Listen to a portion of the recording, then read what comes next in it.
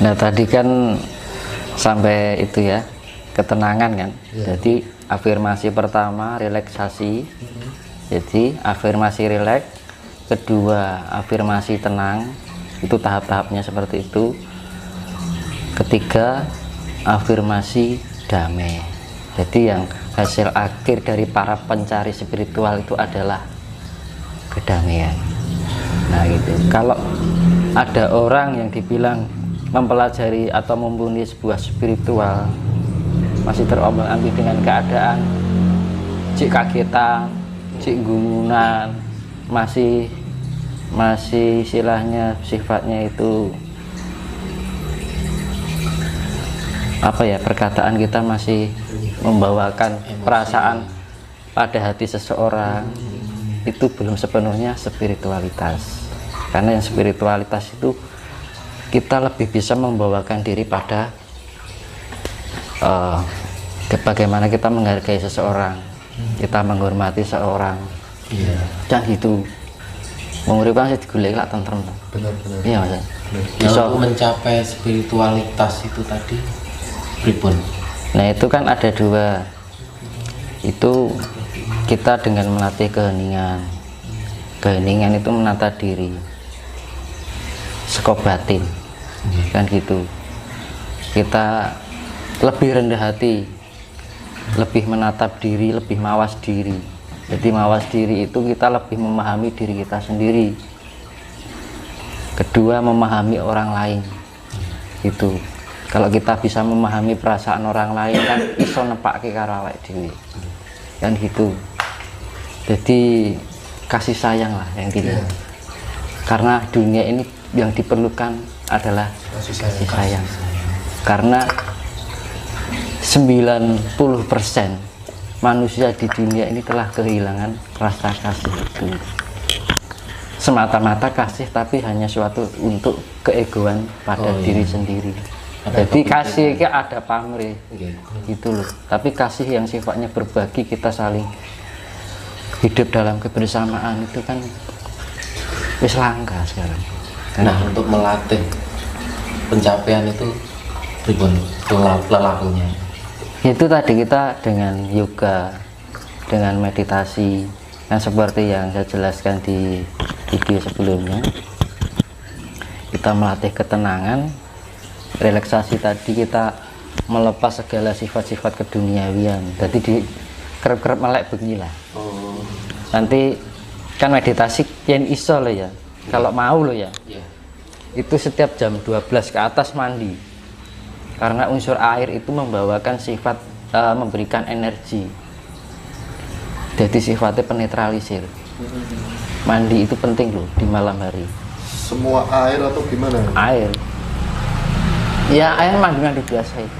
Air mengalir atau air? Air mengalir boleh, air kamar mandi juga boleh, bebas. Yang penting mandi bersih, kondisi kita bersih. Kan kalau kita bersihkan pori-pori kita kan terbuka, tidak tertutup oleh namanya minyak. Karena energi masuk itu bisa melalui pori-pori juga. Tertutup oleh minyak itu tadi. Iya. Mandi. Terus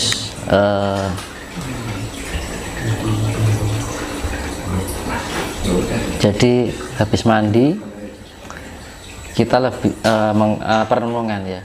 Karo ngeti langit, cara Islami tafakur. Nah, jadi kita lebih mendekatkan dengan alam. Karo ini karo ngerokok sama lihat langit kan enak gitu kan. Habis itu kalau itu kan kondisinya rileks ya.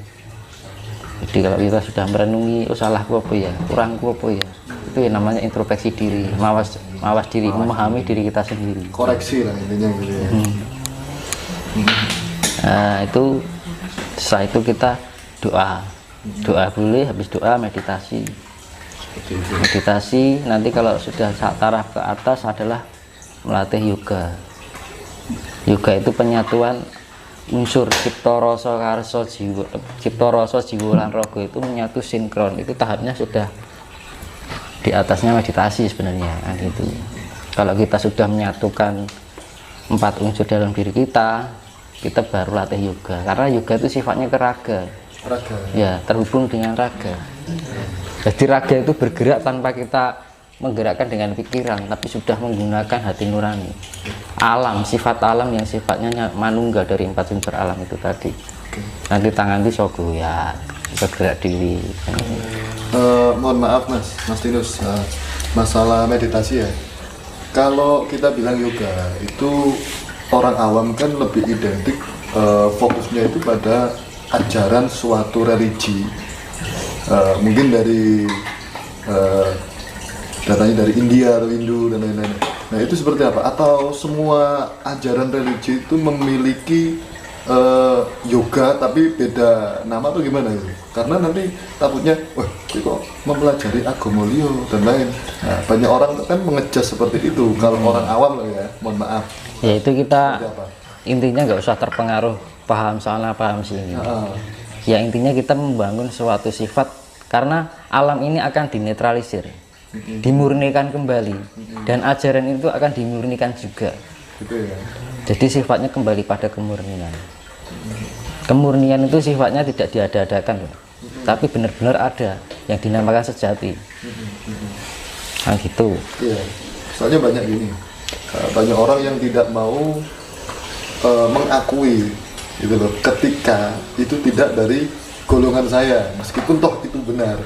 Nah itu cara menyikapi hal-hal semacam itu seperti apa gitu. Ya kita ya wong Jawa ki enek-enek anak orang yang seperti itu, kita hanya diam dan mengamati saja. Gitu ya. Gitu. Yang penting ya wis lah ben kono ngono ben ngono kan ngono. Up to you ya. Nah gitu kita jadi hidup itu kok ndak kayak kita katut kegowo, malah pikiran kita terbawa negatif. Benar. Nah Tersugesti gitu. ya. Nah, yang penting